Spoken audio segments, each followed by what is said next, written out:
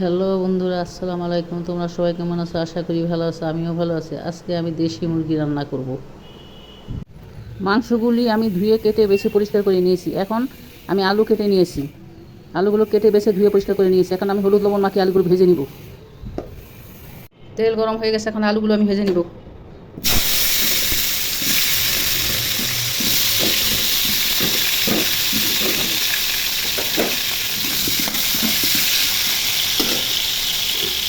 নেড়ে চেড়ে ঢেকে অল্প আঁচে ভাজবো।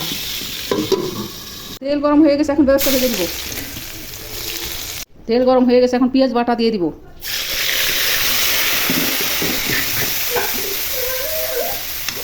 এখন আদা রসুন বাটা দিয়ে দিব। দিয়ে কিছুক্ষণ ভেজে নিব।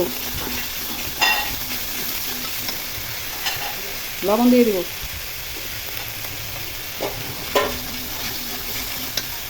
হলুদ, মরিচ, ধনিয়া সব মশলা একসাথে দিয়ে দিব। এই অবস্থাতে দারচিনি আর ছোটো এলাচের বাটা দিয়ে দিব। দিয়ে ভালো করে নেড়ে চেড়ে ঢেকে রাখবো।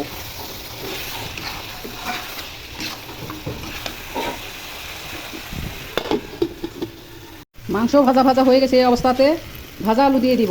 দিয়ে কিছুক্ষণ কষিয়ে পানি দিয়ে দিব।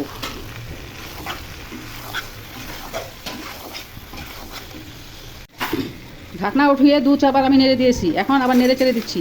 মাংস ভাজা ভাজা হয়ে গেছে। এখন গরম পানি দিয়ে দিব।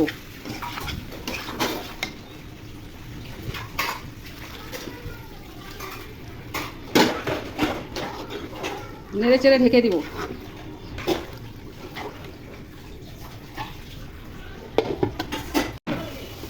তরকারিতে বরফ চলে এসেছে। এখন আমি নেড়ে চেড়ে দিব।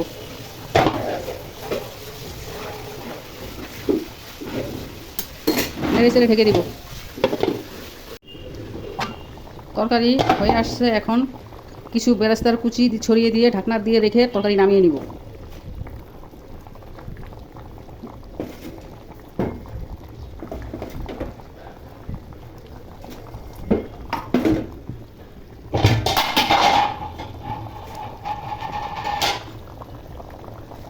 এখন তরকারিটা ঢেকে দিব। ঢেকে দিয়ে নামিয়ে নিব কিছুক্ষণ চুলার উপর রেখে। হ্যালো বন্ধুরা, আসসালামু আলাইকুম। তোমরা সবাই কেমন আছো? আশা করি ভালো আছো। আমিও ভালো আছি। আজকে আমি দেশি মুরগি রান্না করব। মাংসগুলি আমি ধুয়ে কেটে বেছে পরিষ্কার করে নিয়েছি। এখন আমি আলু কেটে নিয়েছি। আলুগুলো কেটে বেছে ধুয়ে পরিষ্কার করে নিয়েছি। এখন আমি হলুদ লবণ মাখিয়ে আলুগুলো ভেজে নিব। তেল গরম হয়ে গেছে। এখন আলুগুলো আমি ভেজে নিব।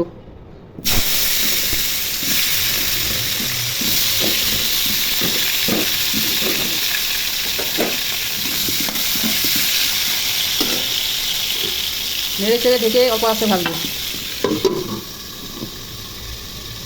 তেল গরম হয়ে গেছে। এখন পেঁয়াজটা ভেজে দিব। তেল গরম হয়ে গেছে। এখন পেঁয়াজ বাটা দিয়ে দিব।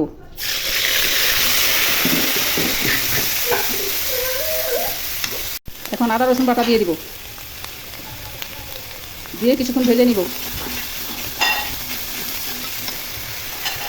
লবণ দিয়ে দিব।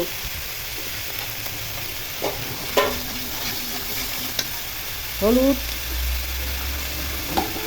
মরিচ, ধনিয়া সব মশলা একসাথে দিয়ে দিব। সব মশলা একসাথে দিয়ে দিচ্ছি। হলুদ, লবণ, মরিচ, ধনিয়া একসাথে দিয়ে দিচ্ছি। এখন একটু পানি দিয়ে কষে নিব। কষে ভাজা ভাজা করে নিব। মশলা ভাজা ভাজা হয়ে গেছে। এখন মাংস ঢেলে দিব। মাংস নেড়ে চেড়ে ঢেকে দিব। ঢেকে নিয়ে কষিয়ে নিব।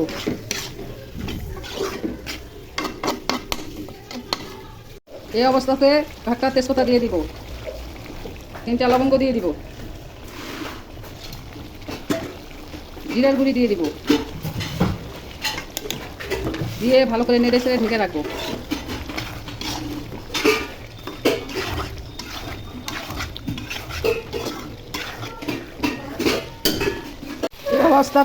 এই অবস্থাতে দারচিনি আর ছোটো এলাচের বাটা দিয়ে দিব।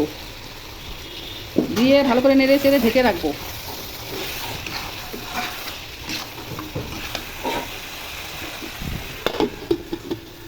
মাংস ভাজা ভাজা হয়ে গেছে। এই অবস্থাতে ভাজা আলু দিয়ে দিব। দিয়ে কিছুক্ষণ কষিয়ে পানি দিয়ে দিব।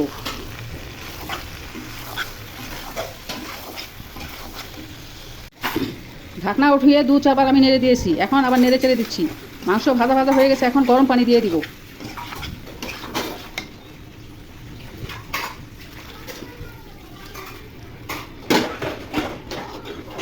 নেড়ে চেড়ে ঢেকে দিব।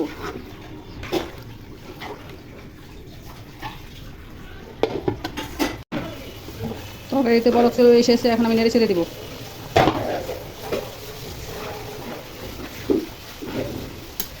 নেড়ে চেড়ে ঢেকে দিব। তরকারি হয়ে আসছে, এখন কিছু বেরেস্তার কুচি ছড়িয়ে দিয়ে ঢাকনা দিয়ে রেখে তরকারি নামিয়ে নিব।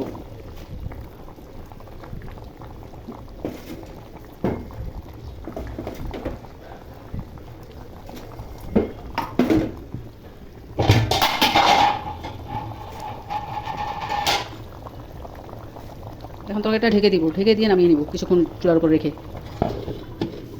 রান্না হয়ে গেছে। রান্নাটা ভালো লাগলে চ্যানেলটা সাবস্ক্রাইব করুন, একটা লাইক দিয়ে আমার পাশে থাকুন। খোদা হাফেজ।